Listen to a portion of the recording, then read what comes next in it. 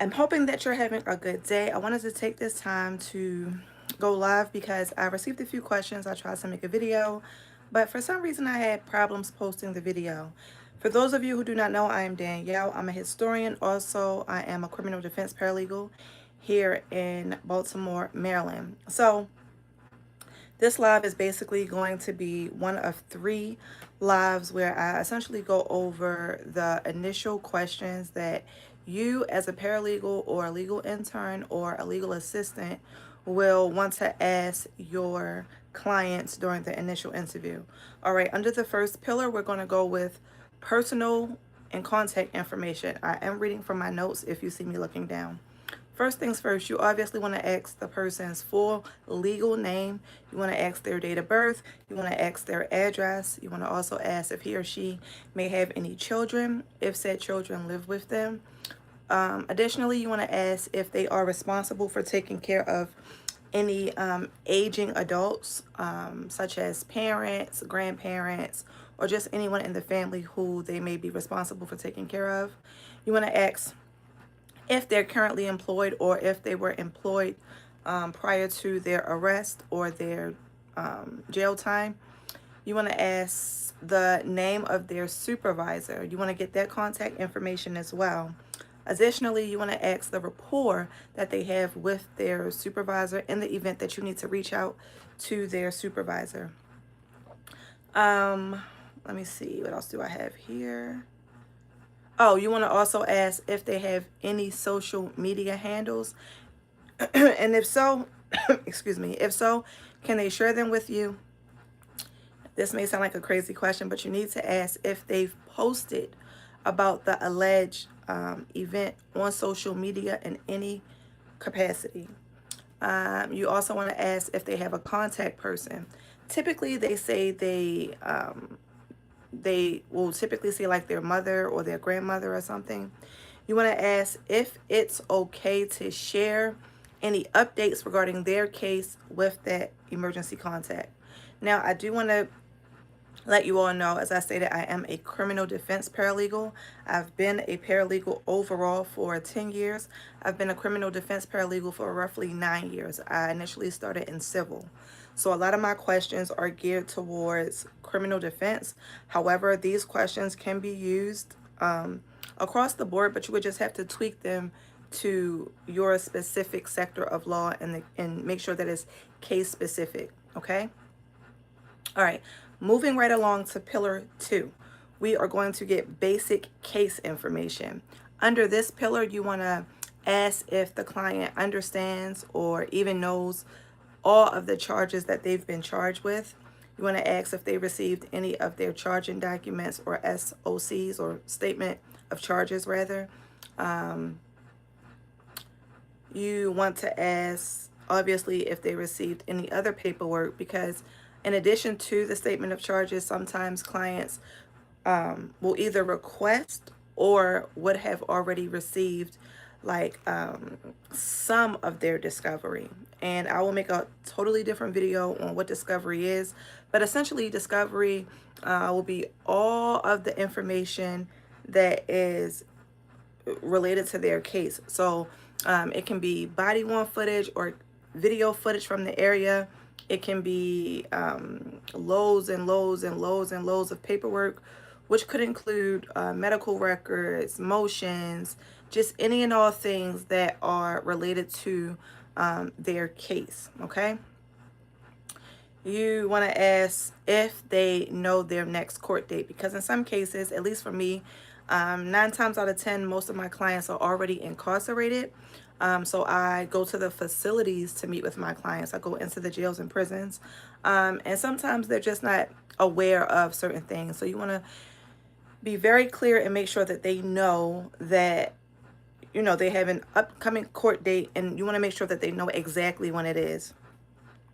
And you want to ask if they are currently on parole or probation, okay, for any other cases outside of the one that you're speaking with them about. And lastly, under this pillar, you want to ask if they are, if they have any other pending cases in any other jurisdictions, okay, that they are aware of. All right, we're going to move to pillar 3, which will be the last pillar. This is going to be the last thing that we discuss in this live, and then I'll make another one because I don't want to bombard you with too much information at once.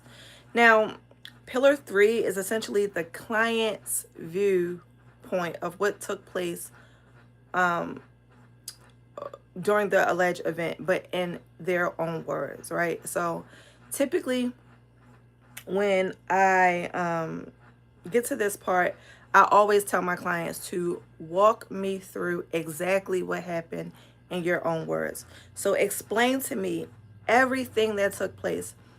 Even if you feel that it's unimportant or small, I want you to tell me everything that you can remember. Now, it's important to keep in mind that you, as the trained legal professional, whether you're just coming into the field or you're quite seasoned in it, your ear is trained to hear certain things that maybe normal individuals wouldn't really pay too much attention to. But essentially, hey, but essentially, you want to make sure that you have your client walk you through each and every step that took place before and leading up to and during the event. Okay, so first things first, you can say something to the effects of, tell me exactly what happened, starting with the events leading up to the incident. You want to ask who was with the client, if there were any potential witnesses during or after or even before their engagement with law enforcement. You want to ask where they were, around what time did the events occur. Now, specifically here in Maryland, like I said, I am in Baltimore City specifically. So we have officers here, and we refer to them as like knockers, or, which typically they're really like just undercover officers, but the term that's used are like the knockers. And typically they are like located or dispatched to certain areas. So a lot of our clients are familiar with those undercover police officers. So I specifically always ask, like, do you or have you ever had any prior encounters with these officers? And for me specifically, the clients that I have, it's always like 8 out of 10, they've already had engagements with these officers. So you want to always ask if your client has had any prior engagements with the officers who arrested them. Additionally, you want to ask if your client has made any statements to police officers, okay? Typically, civilians get this really confused, so it's very important that you are specific when you ask this question. Any statements include, but are not limited to, when they're in the precinct, okay? Typically, like people see on First 48 or law shows where like the individuals are being interrogated in a specific room. But really, the reality of it is you need to make sure that you ask your client if they've made any statements. And those statements include initial interaction with any law enforcement agent. So that is if your client is outside on the corner and the officers drive by and they know that they're about to stop, and then your client will say something to the officers. Then when the officers get out, they're exchanging words. Then as they're being arrested, they're saying something. Then as they're in the paddy wagon or the back of the police car, they're saying something. All of those statements and conversations and all of those things need to be brought to your attention. And you need to make that very clear to your clients. Additionally, you want to ask if at any point during the interrogation, once they are in the interrogation room with the detectives, if they at any point ask to speak to an attorney, if they said, I want my attorney. And if so, did officers continue to question them after they asked for their attorney? That is very important. Additionally, you need to make sure that you ask your client, did you ask for your attorney, but then did you continue to talk? Okay, because then that's kind of muddy water. So you want to get all of the information that you can regarding that. You want to also obviously ask if they had their rights read to them. So were they Mirandized? You want to ask at any point, was there a warrant, right? Did officers provide or show a warrant to you, right? And if so, did the warrant cover your person, your car, your cell phone, or your home, or did it include all of the above? Okay. This is going to sound like a crazy question. Again, I am a criminal defense paralegal. So my questions are geared towards that. Again, you just take these and you switch them according to what it is that you need. You want to ask if at any point did officers allow your client to make phone calls while they were being arrested. And that is important because typically when clients are handcuffed and they'll say, I need to let someone know that I'm being arrested, or I need to call my mom, officers most times will allow the individual to make the phone call, but it will be on speaker. They will then ask the client for their passcode to the phone. Okay, now this is very important, obviously, because if they do not have a warrant for the phone, but now they have your phone and property, and they also have the passcode to your phone, we can see how that is problematic. So 9 times out of 10, clients don't think about the fact that officers are appearing to be kind by letting you make a phone call, but all the while they have your personal login information. And once you're incarcerated, you don't really know what's going on with your phone because it is now in property. So you want to ask that as well. Lastly, under this pillar, you want to ask if any individuals have come to the facility or the jail where your client is located, and if their DNA has been taken at any point. So if they are already incarcerated, you want to ask if their DNA was taken while incarcerated or while at the precinct. Okay.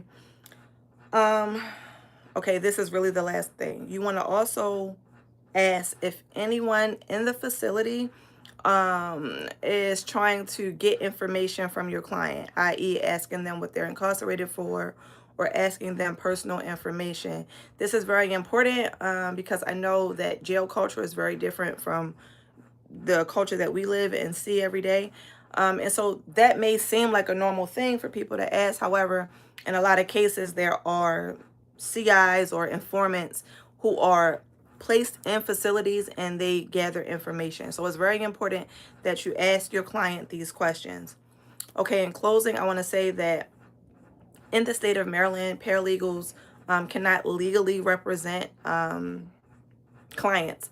And so we cannot legally provide legal advice. However, in other states, paralegals are able to act in the capacity of an attorney in some forms, right? So it's very state specific. So you need to ensure that you're aware of your state's rules and laws and regulations regarding that. But because I'm in the state of Maryland, I always start any meeting with my clients by saying something along the lines of, hello, I'm Danielle. I will say my last name.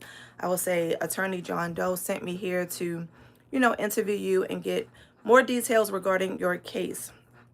I do want to let you know that I am not yet a licensed and barred attorney, and because of that, I'm unable to answer any legal questions that you may have, although 9 times out of 10, I know the answer to those questions. However, I am able to take down your information, all of your questions, comments, concerns, and relay that to the attorney. And that way, when you two meet, you all can hit the ground running or something to that effect.